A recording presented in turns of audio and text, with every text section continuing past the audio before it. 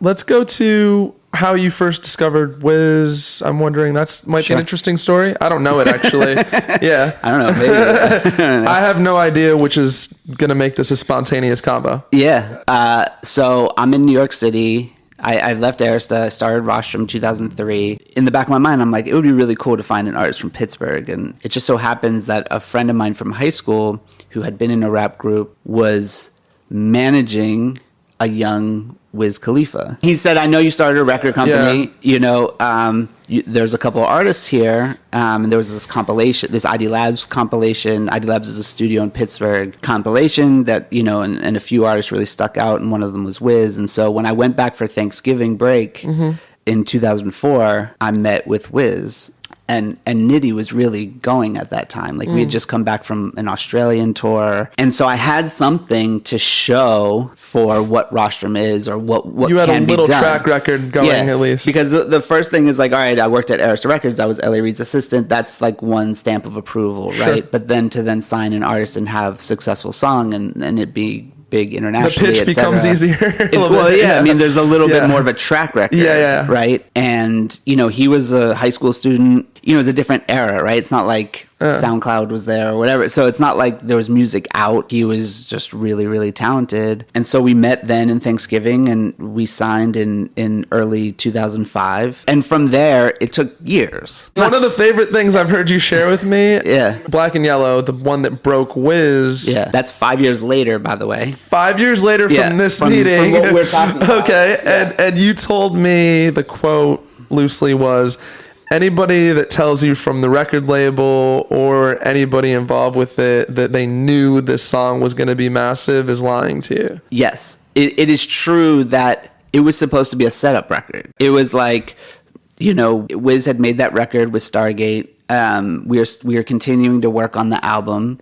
But everyone, thought the song was a good song, and it was something to put out. Like, hey, we're working on the album. Here's a song that we made. Yeah. Not like this is going to be a number one record, right? Which it ended up being.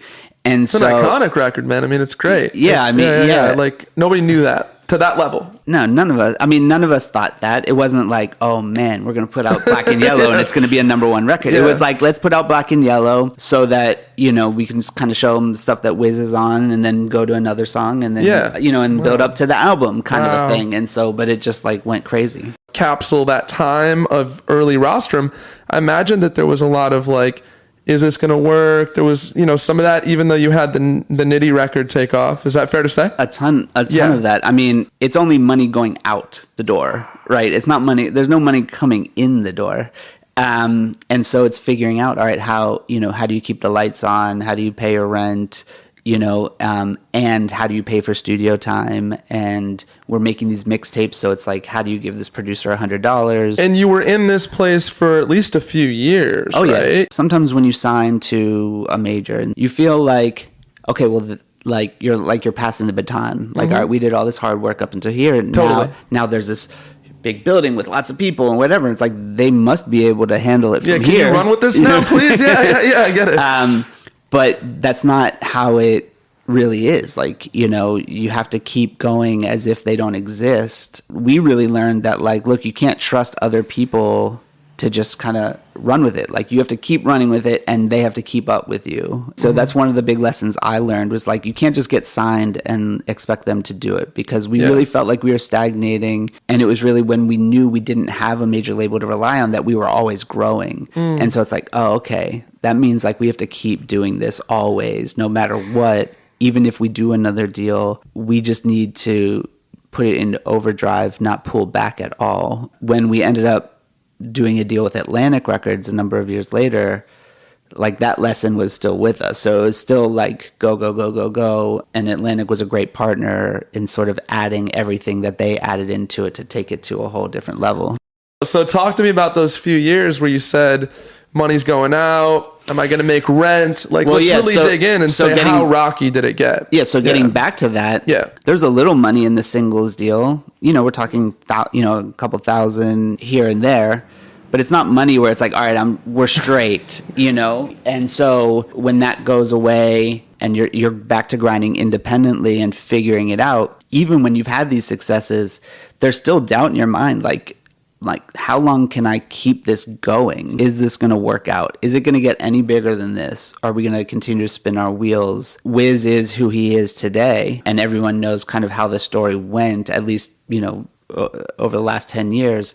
But at that time, you don't know how the story is going to go, right? The story isn't written yet. And so is this just going to just fall apart? Is something really going to happen? I had talks with my girlfriend at the time, who's now my wife, like, I don't know how much longer I can keep this going.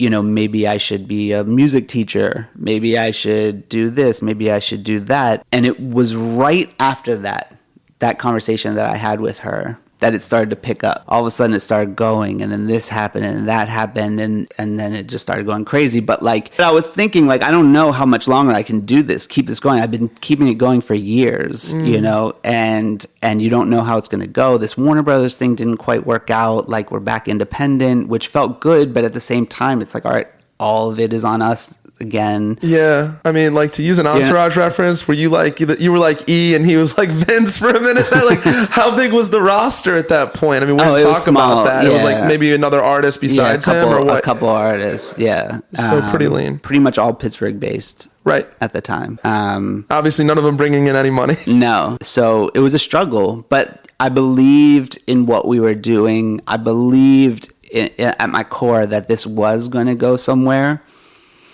And so even when those doubts creep in, I don't know how long I can do it. I keep this going. You just kind of keep going. And when you push long enough, sometimes something happens,